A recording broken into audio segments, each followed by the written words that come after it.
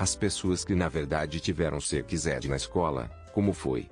Era apenas mais uma aula de biologia. Eu tinha todos os anos, desde a 4ª série até a 10ª série. No início, eram coisas básicas de biologia e nenhuma conversa real sobre sexo, e normalmente era apenas 1 ou 2 dias na aula de ciências. No ensino médio, era uma parte dedicada da aula de saúde durante uma semana. A maior parte era dedicada a reproduzir saúde reprodutiva com extremo detalhe. Pense em fotos de STDs desagradáveis. Durante alguns dias os meninos e meninas foram separados, onde cobrimos detalhes mais íntimos de nossos respectivos órgãos. Para nós, rapazes, era pesado o preservativo, como verificá-los quanto a danos, desenrolá-los, deixar espaço na ponta, etc. Depois, havia como inspecionar seu lixo em busca de ferraduras, cancros, banhos adequados, problemas de saúde não relacionados a doenças sexualmente transmissíveis, etc. As aulas das meninas, pelo que me foi dito,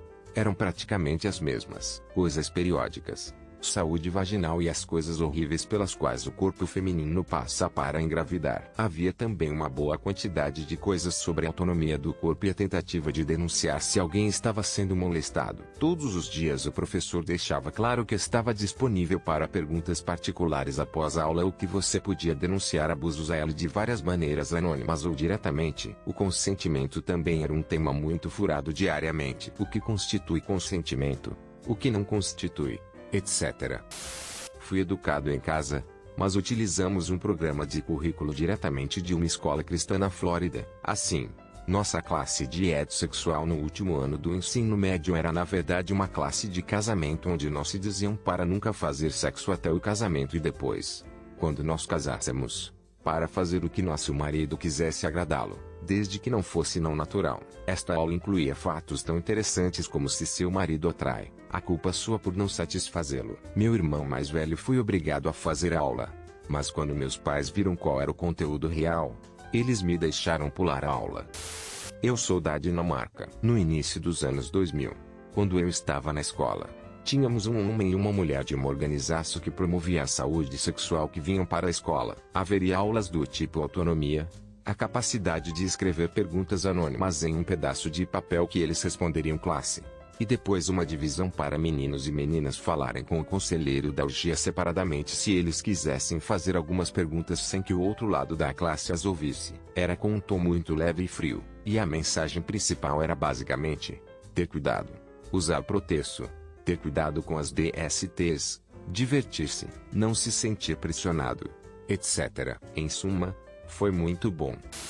14Y. Tivemos aulas de biologia, principalmente de hormônios. Tive que aprender um ciclo feminino, e como funciona a pílula. O corpo muda como os cabelos e as vozes. Provavelmente aprendi um pouco de latim na época. Camisinha, preservativo feminino, espiral, implantes, monitoramento da temperatura, calandra, diafragma, louças para matar, retirada, e a porcentagem que elas funcionam. Eu teria espiralado todas as garotas até que estivessem prontas para o sexo com base nessa informação. Pronto para o sexo foi claramente depois de 7 anos de namoro com o mesmo homem. As mulheres deveriam terminar a escola, tornar-se professoras e depois contribuir para a sociedade e conseguir filhos. Metade da classe já estava tomando pílulas hormonais para aliviar a dor. Eu era o único rapaz da turma BTW. Tivemos mais explicações/desenhos sobre o preservativo feminino do que sobre os normais. Ainda não vi nenhum na vida real, mas as senhoras deveriam ter um quando saíssem.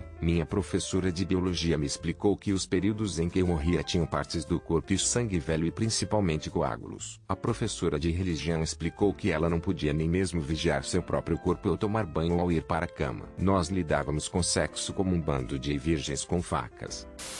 Tinha diferentes. Na 3ª série era bastante simples e sobre conhecimentos básicos, assim como contar às meninas sobre períodos, usar almofadas ou tampões, etc. Elas até fizeram alguns experimentos divertidos, mostrando-nos quanto líquido um tampão poderia conter. Na 6ª e 8ª série, começamos a aprender mais sobre a biologia por trás disso, muito teórico, órgãos e outras coisas. Na 9ª e 10ª série aprendemos mais conhecimento prático sobre o sexualismo. Aprendemos sobre isso antes, claro, mas tínhamos dildos reais para praticar colocando um preservativo no caminho certo. Aprendemos sobre DSTs, vírus da imunodeficiência humana, etc. E o conhecimento sobre a biologia por trás dele também. Apenas mais rigoroso do que no 6º ano. Você pode imaginar o que os alunos da 8ª ou mesmo da 10ª série fazem depois da escola quando tem um pacote cheio de preservativos. Atirou-os ao redor, explodiu-os e tentou fazer figuras de balão com eles. Andei em uma escola secundária católica na Austrália. Ser quiser fez definitivamente parte de nosso currículo dos anos 7 a 10. Fez parte da classe P e saúde. Católico ou não, toda escola tem que seguir o currículo educacional estabelecido pelo governo. Portanto, a escola não teve escolha. Tivemos uma ótima educação sexual. Tive por pura coincidência a mesma professora de educação física durante todo o 7º ao 10º ano. E ela foi ótima. Não se conteve. Era aberta e honesta. E até foi um pouco além do que ela tinha que ensinar para ter certeza de que estávamos bem informados. Ela mesma foi para uma escola católica antes que o currículo fosse obrigatório e só conseguiu a conversa sexo ruim.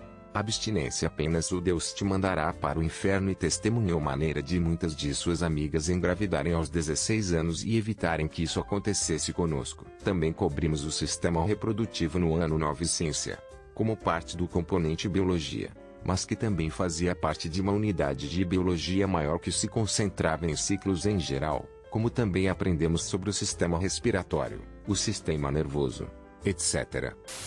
Tantas histórias de horror. Caramba! Para nosso distrito escolar tivemos uma professora dedicada ao sexo que era uma senhora muito simpática chamada Senhora Krochinski. Não posso garantir que me lembrei bem da ortografia, que dava aulas de sexo por algumas horas uma vez por ano para todas as escolas do distrito, da 4ª à 12ª série. Havia também aulas para o jardim de infância e um indicador ordinal feminino 3ª série, mas era feito por outra pessoa com um fantoche e eu não consigo me lembrar deles tão claramente. Mas era basicamente estas são suas partes privadas.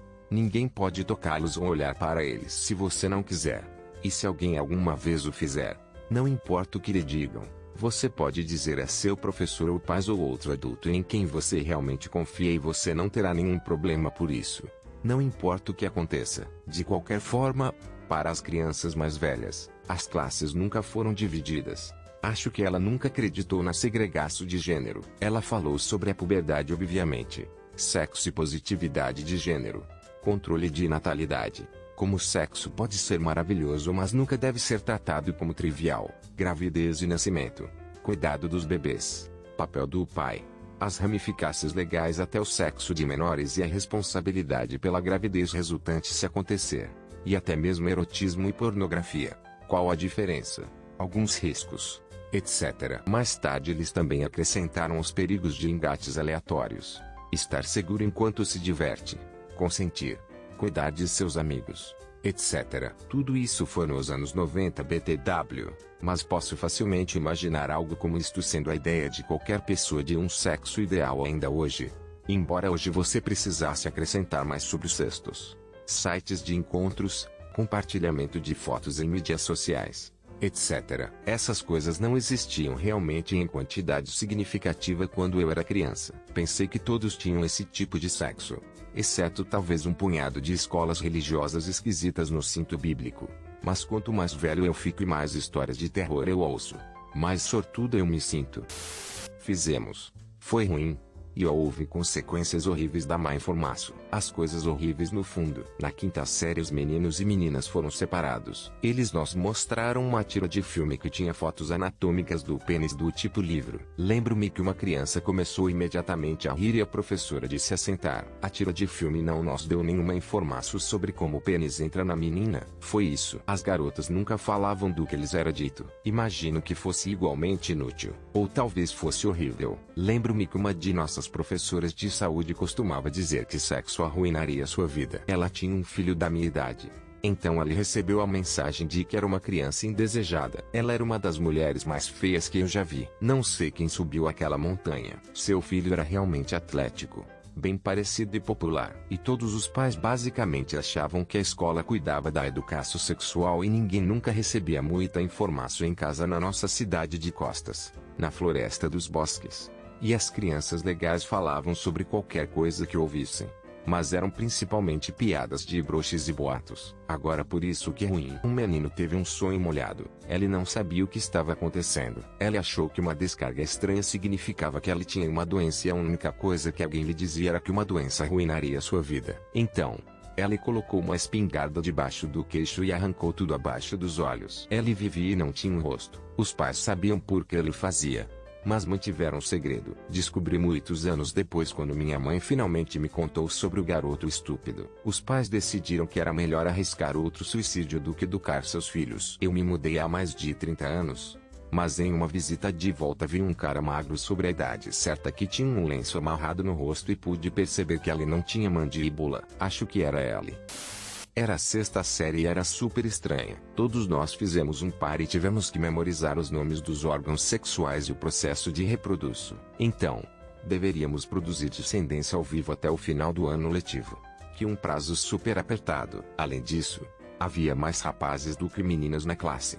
Então eu me emparcei com este rapaz que não estava disposto a fazer nenhum esforço.